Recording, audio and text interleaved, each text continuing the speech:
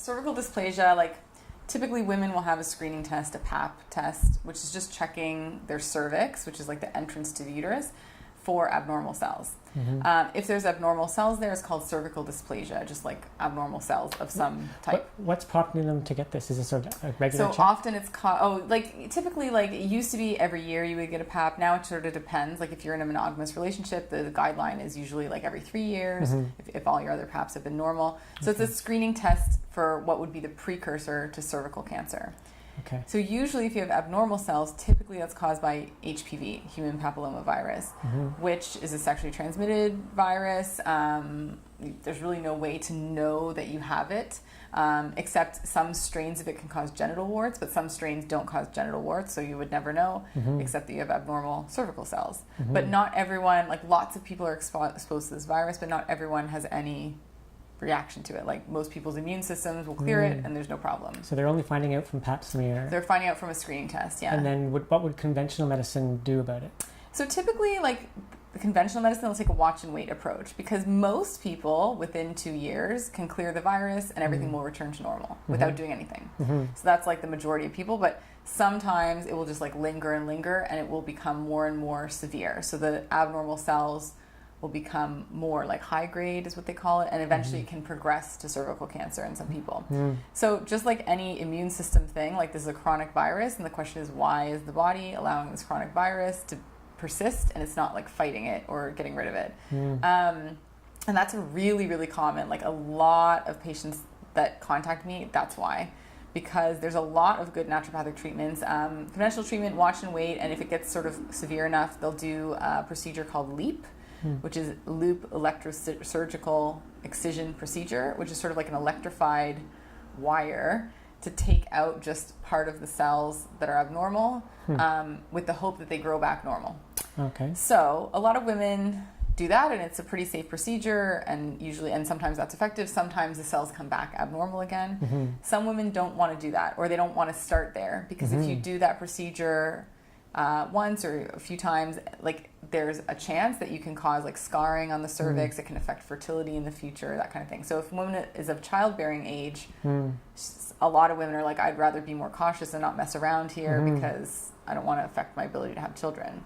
It also seems to me it's still not looking at the root cause of the issue. issue. It's not addressing the root cause, which is like a chronic virus usually. So naturopathically, I'm looking more at like stimulating the immune system to fight the virus. So I have a very sort of typical protocol, like 3 months, we'll do lots of supplementation, lots of herbs, adjust the diet if necessary, look at any other risk factors like smoking, birth control pill, weight, whether they have any other sexually transmitted infections. All those kind of things can make your risk higher. And I'll do vaginal suppositories and typically do that for about 3 months and then go down to sort of like a maintenance on that. And that's when I'll look at addressing any underlying issues. And I tend to group people into sort of 2 major groups, which is one group where there's chronic immune system dysfunction. So often you'll see HPV, you'll see herpes, you'll see frequent colds and flus or sinusitis or urinary tract infections or whatever, like lots of infections. And this is just another one. So their immune system is not quite responding well. And then the other group of people is chronic hormonal imbalance, where their immune system is fine. You don't really see that, but you see lots of period problems or taking lots of different forms of birth control where they don't react well to hormonal birth control.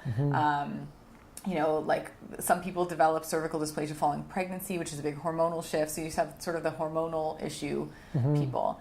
And typically I'll take quite a different approach with each of those type of people because that's the underlying cause. And so typically like within 6 months to a year, you can get back to like a normal pap. And then the key is to keep it that way because in some people it recurs and recurs. So yeah, typically 3 months we'll really focus on the HPV virus. And then after that, look at the underlying issues with the person and sort of keep tabs on what's going on with them. It does sound like it's worth getting on top of it because down the road it can cause some big issues. Yeah, and so some people come in because they're like, oh, I'm worried and I want to do something about it, be proactive. And some people are more content to wait a little bit until their doctor's like, okay, this isn't going away on its own. You should do something. Yeah. Yeah. Okay. Is that all there? Yeah, if you want an example, I have like a case study that was actually on my website. But the example of this was a really good example because it was a really chronic, like really stubborn case. So this was a patient who I think by the time she came to see me, it was 6 years of abnormal PAPs. I think she had LEAP. And after the LEAP, everything was just the same, like nothing changed. And she didn't want to do it again. She had been referred to a specialist to do another procedure, which is called like a laser procedure, which is again removing the tissue but a little bit differently. And she came to me like literally like in tears, terrified because her doctor's like, you're going to get cervical cancer. So in her case, we did the protocol, 3 months. I saw her in August. She had an appointment with a specialist in November, so it was like September, October, so it was like 3 months later. And I said, you know what, I would put off that appointment because you may not really see any difference at that appointment. It may be too early.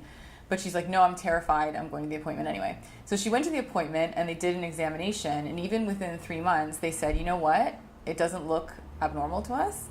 We're not going to do the procedure to remove the abnormal tissue. We're just going to do a pap test and see what comes back. And so it had gone down from like high grade to low grade at that point. So we treated it a little bit more. I did a lot of like holistic treatment on her. So treated anything with the period, digestion, stress, anything and everything. And she was like a model patient.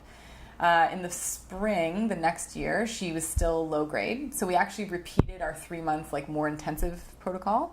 And then she very quickly, I think from there it was low grade, and then it became like a grade that's like less than low grade, which is called ASCUS. And I think it was like I started treating her in August of 2012, and I think May 2014, or maybe it was 2013. I think it was 2014. Everything was normal, and she's fine. Everything's done. Nice. So that was like a very long-standing case. Most people aren't going like 6 years before they do something or before they see me. So typically you can see results like faster than that, but it depends on the person.